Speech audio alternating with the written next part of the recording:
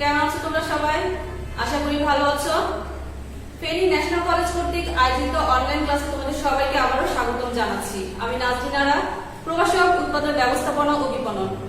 প্রিয় শিক্ষার্থীরা, দেখো আমার এটা আজকে উৎপাদন ব্যবস্থা বিপণন এটা নিয়ে আমার আজকে চতুর্থবার মতো ক্লাস। তোমাদের গত 3টে ক্লাসে আমি আমাদের 10ম অধ্যায়ে লেআউট বা বিন্যাস সম্পর্কে আলোচনা করেছিলাম। তো আমি আশা করি তোমরা সেই অধ্যায়টা ভালোভাবে সবাই বুঝতে পেরেছো। এখন আমাদের প্রায় সিলেবাস শেষ হয়ে গেছে। আমাদের তোমরা জানো যে 21 তারিখ থেকে তোমাদের পরীক্ষা শুরু হবে। তো এই 21 তারিখে পরীক্ষা শুরু হওয়ার আগ পর্যন্ত আমাদের যতটুকু সময় পাবো, আমরা ক্লাস পাবো, ততটুকু আমরা কি ইম্পর্টেন্ট দেখি, কিছু ইম্পর্টেন্ট প্রশ্ন দেখে আমরা এগুলিকে রিভাইজ দিব। তো দেখো, তোমরা তোমাদের বইয়ে যতগুলো অধ্যায় আমি পড়িয়েছি সেখান থেকে তুমি জ্ঞানমূলক, অনুধাবনমূলক গুলো ভালোভাবে অবশ্যই পড়বে। আমি যেটা শীট দিয়েছি, তোমরা অনেকে শীটটা পেয়েছো। ক্লাস যখন আমাদের ক্লাস চলাকালীন সময় আমি শীট দিয়েছিলাম, ধারাবাহিকভাবে কিছু জ্ঞানমূলক, তারপর অনুধাবনমূলক প্রশ্ন দিয়েছিলাম। অবশ্যই তোমরা সেগুলোকে বোর্ড দেখে দেখে, যেগুলো ইম্পর্টেন্ট বা বোর্ডে আসছে, মানে অনেকবারই আসছে, এগুলো ভালোভাবে কি বাসায় পড়বে। যদি কোনো সমস্যা থাকে অবশ্যই সেটা আমাকে কমেন্টসের মাধ্যমে জানাবে। আমার যত চেষ্টা আমি করবো তোমাদেরকে সেটা বোঝানোর জন্য।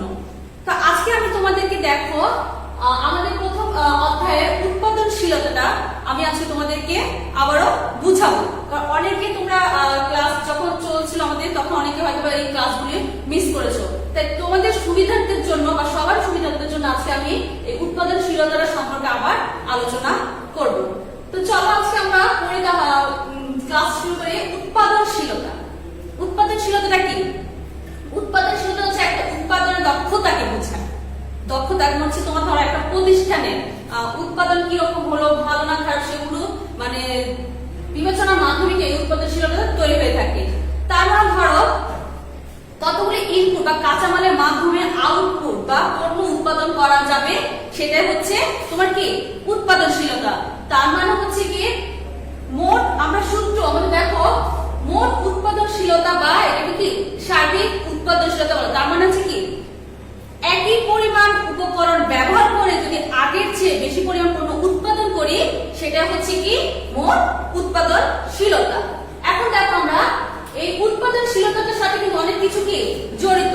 একটা যদি প্রতিষ্ঠান যদি আমি উৎপাদন করি, সেখানে আমার কি কি খরচ জড়িত আছে সেগুলো আমরা জানি। যে শ্রমের উৎপাদনশীলতা, যন্ত্রের উৎপাদনশীলতা, তারপর হচ্ছে তোমাদের কাঁচামালের উৎপাদনশীলতা, মালামালের উৎপাদনশীলতা, এগুলো সবকিছু কি তোমার উৎপাদনশীলতার সাথে কি জড়িত। আসলে আমরা প্রথমে দেখি সার্বিক বা মোট উৎপাদনশীলতা। তোমাদের এগুলো কি একটু কি মানে যদি তোমাদের সূত্রটা যদি ভালোভাবে তোমরা যদি মনে রাখতে পারো, তাহলে যে কোনো ধরনের জ্ঞানমূলক আসুক না কেন তোমরা অবশ্যই এটা অ্যান্সার করতে পারবে। দেখো মোট উৎপাদনশীলতার সূত্র কি? মোট উৎপাদনের মূল্য ডিভাইড বাই মোট উপকরণের মূল্য। আচ্ছা, এরপরে দেখো শ্রমের উৎপাদনশীলতা। শ্রমের উৎপাদনশীলতাকে আমরা দুইটা সূত্রের মাধ্যমে ব্যবহার করতে পারি। প্রশ্ন অঙ্কে তোমার এককগুলো দিতে পারে বা শ্রম ঘন্টা দিতে পারে, বা কি মোট উৎপাদনের মূল্য বা শ্রমব্যয় মূল্য দিতে পারে। যদি দুইটাই দেয় তখন যে কোনো একটা দিয়ে অঙ্ক কি করতে পারবা, একটা সূত্র দিয়ে করতে পারবা। তাহলে দেখো শ্রমের উৎপাদনশীলতার সূত্র হচ্ছে কি মোট উৎপাদনের একক ডিভাইড বাই মোট শ্রম ঘন্টা। একটা জিনিস মনে রাখবা, মূল্যের যদি থাকে অবশ্যই উত্তর লিখতে হবে টাকা, আর যদি এককে থাকে সেটা লিখতে হবে কি আনসারটা একক। এরপর দেখো এটা শ্রমের উৎপাদনশীলতা একটা সূত্র হচ্ছে তোমার মোট উৎপাদনের মূল্য বাই মোট শ্রমব্যয়ের মূল্য। এটা কিন্তু টাকায় লিখবে, যখন এককের কথা বলবে তখন তুমি উত্তরটা এককে লিখবে। এরপর দেখো যন্ত্রের উৎপাদনশীলতা। যন্ত্রের উৎপাদনশীলতা শুধু দেখো মোট উৎপাদনের একক বাই মোট যন্ত্রের সম, এটাও কিন্তু উত্তরটা এককে লিখবে। তারপরে দেখো অথবা দিয়ে আবার থাকতে পারে মোট উৎপাদনের মূল্য বাই মোট যন্ত্রের সময় মূল্য। তাহলে দেখো তুমি যদি সূত্রগুলো ভালোভাবে মুখস্থ করতে পারো, অবশ্যই তুমি অঙ্ক যে কোনো ভাবে করতে পারবে। এরপর দেখো পরের সূত্রটা হচ্ছে মালামালের উৎপাদনশীলতা। আমাদের সব সূত্র কিন্তু প্রায় একই রকম। দেখো মোট উৎপাদনের মূল্য বা মোট মালামালের মূল্য, তোমার মোট উৎপাদনের মূল্য কিন্তু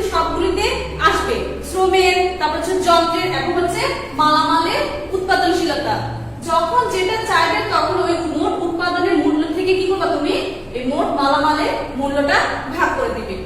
এরপর দেখো আর্থিক উৎপাদনশীলতা। আর্থিক উৎপাদনশীলতা সূত্র হচ্ছে তোমার সংযোজিত মূল্য বাই রূপান্তর মূল্য। সংযোজিত মূল্য কি? সংযোজিত মূল্যটা হচ্ছে যখন আমি একটা পণ্য উৎপাদন করব, ঠিক আছে, উৎপাদনের যে বিক্রয় মূল্যটা থেকে আমার যে কাঁচামালের খরচটা আছে, ঠিক আছে, পণ্য উৎপাদনের যে বিক্রয়টা হচ্ছে সেটা একটা কাঁচামালের মূল্য থেকে তখন যখন তুমি এটা বাদ দিবে সেটা তোমার বের হয়ে আসবে কি সংযোজিত মূল্য।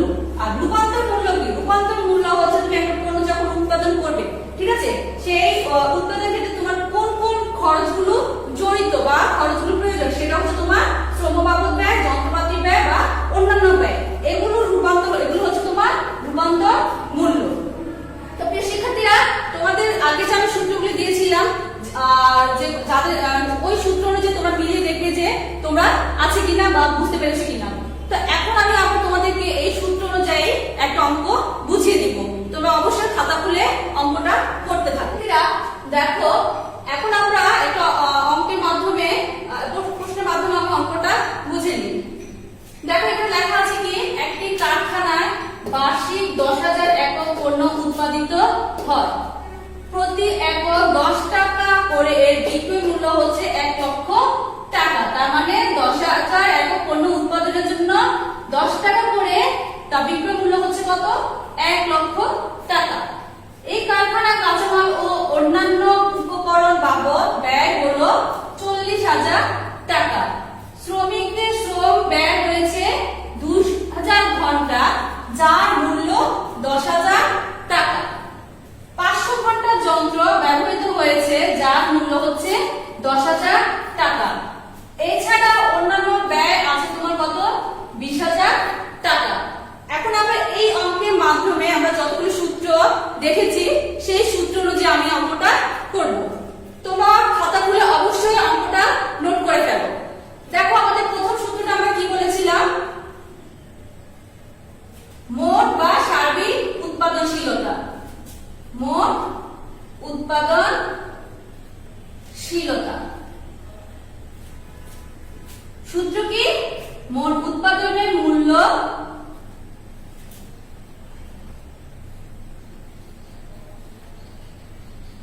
বা মোট উপকরণের মূল্য।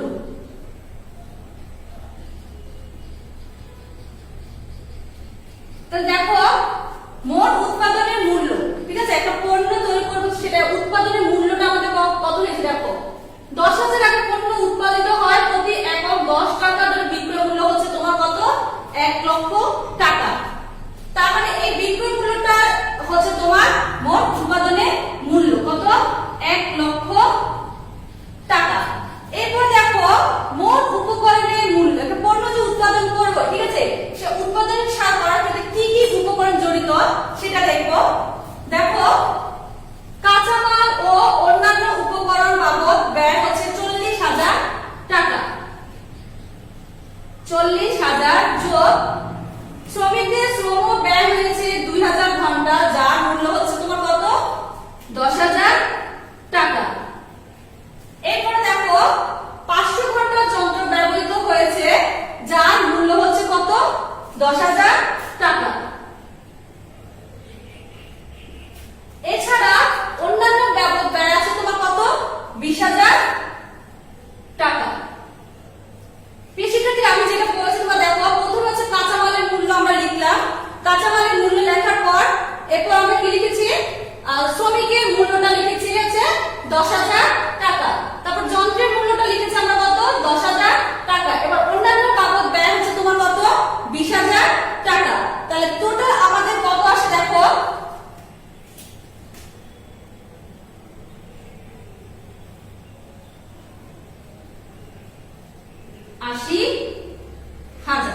তাহলে এখন দেখো ক্যালকুলেশনটা দেখো, 1 লাখ থেকে 80,000 ভাগ করলে তোমাদের আসে কত? 1.25 টাকা, ঠিক আছে।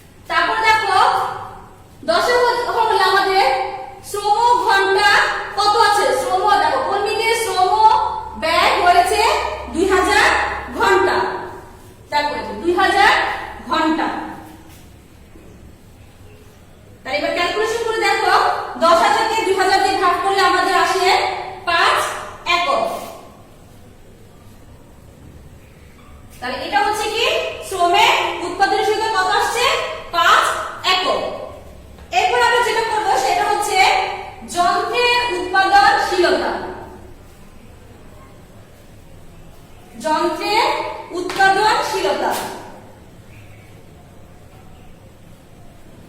যন্ত্রের উৎপাদনশীলতা। তোমরা যদি একক দিয়ে যদি অঙ্ক না করো তাহলে তোমরা টোটাল টাকাটা দিবা। মোট উৎপাদনের মূল্য 1 লক্ষ এবং যন্ত্রের টাকাটা কত আছে দেখো 10,000। ঠিক আছে, যদি ঘন্টা দিয়ে করতে চাও তাহলে ঘন্টা দিয়ে করবে, যদি মূল্য দিয়ে করতে চাও তাহলে মূল্য দিয়ে করবে। দেখো আমরা এখন তোমরা যন্ত্রের উৎপাদনশীলতা, মোট উৎপাদনের একক মোট যন্ত্র সমান।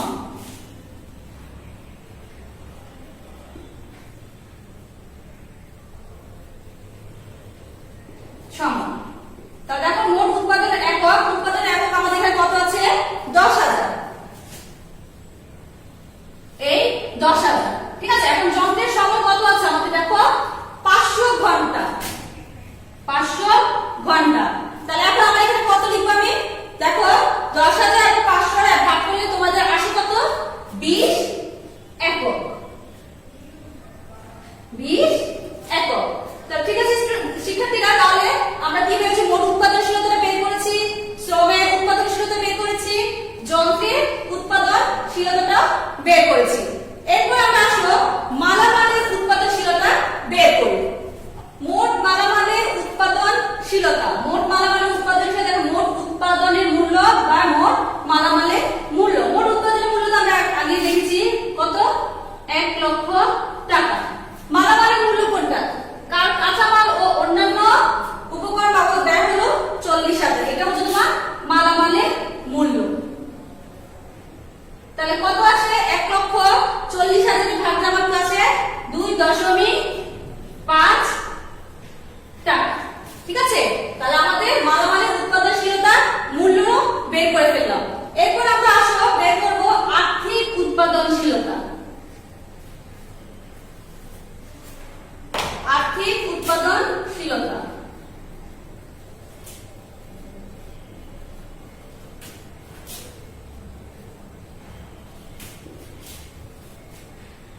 সংযোজিত মূল্য,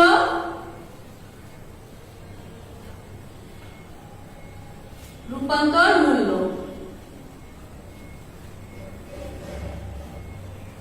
ঠিক আছে, দেখো সংযোজিত মূল্য আমরা কোনগুলি বুঝি, সংযোজিত মূল্য আমরা সূত্রে বলে দিয়েছি।